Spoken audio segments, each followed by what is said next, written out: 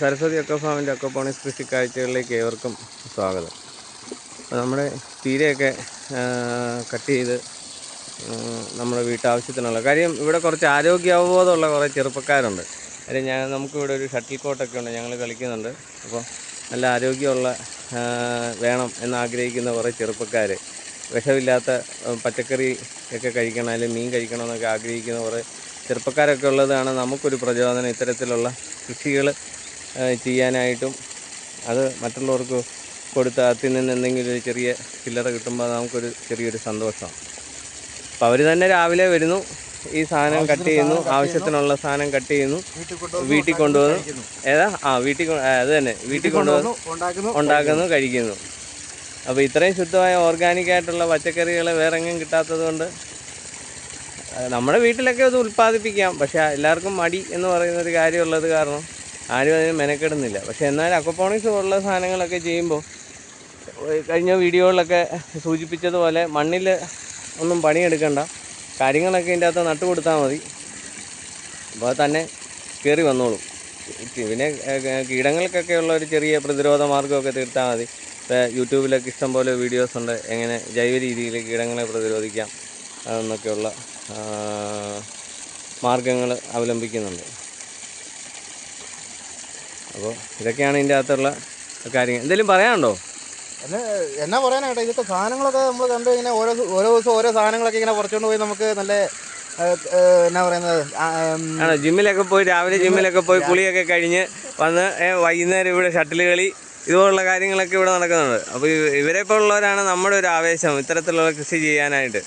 അപ്പോൾ എല്ലാവരും ഇത്തരത്തിലുള്ള ജൈവ രീതിയിലുള്ള കൃഷി രീതികൾ, ഇവരെല്ലാം ജോലിക്കാരാണ്. അപ്പോൾ വീടുകളിൽ ഇത്തരത്തിലുള്ള ചെറിയ യൂണിറ്റുകളൊക്കെ നമ്മൾ ചെയ്ത് കഴിഞ്ഞാൽ നമുക്ക് ആവശ്യമുള്ളതും നമ്മുടെ അയലക്കത്തെ വീട്ടിലും, നമ്മുടെ അയലക്കത്തെ ശ്രീരാജ് എന്ന് പറയും പുള്ളിയുടെ പേര്, ശ്രീരാജ് വന്ന് രാവിലെ വീട്ടിലോട്ടുള്ള ചീര കട്ട് ചെയ്തുകൊണ്ട് പോവുക.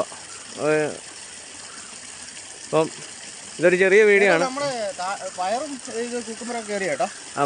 കുക്കുംബറൊക്കെ ചെറിയ തോതിലുണ്ട്, വേണമെങ്കിൽ 2-3 എണ്ണം. ഈച്ച കുത്തി 1-2 എണ്ണം ഉണ്ട്. ഈച്ച കുത്തിയാലും വലിയ പ്രശ്നമൊന്നുമില്ല, ചെറിയ സാധനം വേണമെങ്കിൽ അത് ഓടിച്ചുകൊണ്ട് പോവുക. കാരണം കട്ട് ചെയ്തു ഇനിയിപ്പോൾ എല്ലായിടത്തും നമ്മൾ കൊടുക്കും. നമ്മൾ ഇവിടെ കളിക്കാൻ വരുന്ന സുഹൃത്തുക്കളുണ്ട്. ചീരയെല്ലാം നല്ല അടിപൊളി സെറ്റായിട്ടുണ്ടല്ലോ.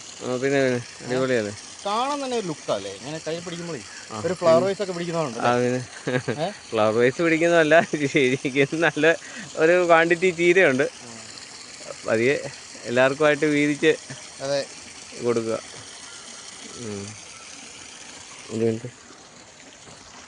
വീഡിയോ കാണുന്നവർക്ക് വേണമെങ്കിൽ കൊടുക്കാൻ കേട്ടോ, കുറച്ചൊക്കെ ഈ വീഡിയോ കാണുന്നവർക്കേ അതിനുള്ള ചീര നമ്മൾ വെച്ചില്ല. ആൾക്കാർ അത് ഉള്ളത് വെച്ച് ഒരു 4 തണ്ട് വീതം ഒരു നേരത്തെ തോരനുള്ളതുണ്ട്, നല്ല ക്വാണ്ടിറ്റിയിലുണ്ട്. 4-5 തണ്ടൊക്കെ ഉള്ളൂ. അതെ.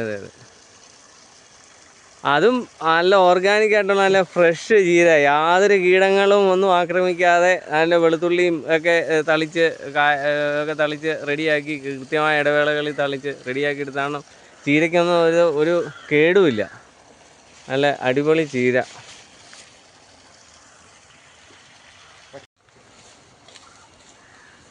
ഇത് കുക്കുംബർ മൂത്തൊന്നുമില്ല, ഈ ചെറുതായിട്ട് ഈച്ച കുത്തിയിട്ടുണ്ട്. അപ്പം പൊട്ടിച്ച് നോക്ക്, അകത്ത് വല്ല പ്രശ്നമുണ്ടോ എന്നുള്ളത്. ശകലം കൂടെ കുറച്ചുകൂടെ വളരാനുണ്ട്. 2-3 എണ്ണം നിൽപ്പുണ്ട് ഈച്ച കുത്തിയിട്ട്. കണ്ടില്ലേ, ഈ കായീച്ചയുടെ ആക്രമണം ഭയങ്കരമായിട്ടുണ്ട്. അപ്പം ഇതിനിപ്പം നമുക്ക് പറന്നുപോയി, ഇനി കായ്ച്ചക്കണി വല്ലതും വെക്കണം. പൊട്ടിച്ചു 1-2 എണ്ണം ഉണ്ടോ, പൊട്ടിച്ച് നോക്കി.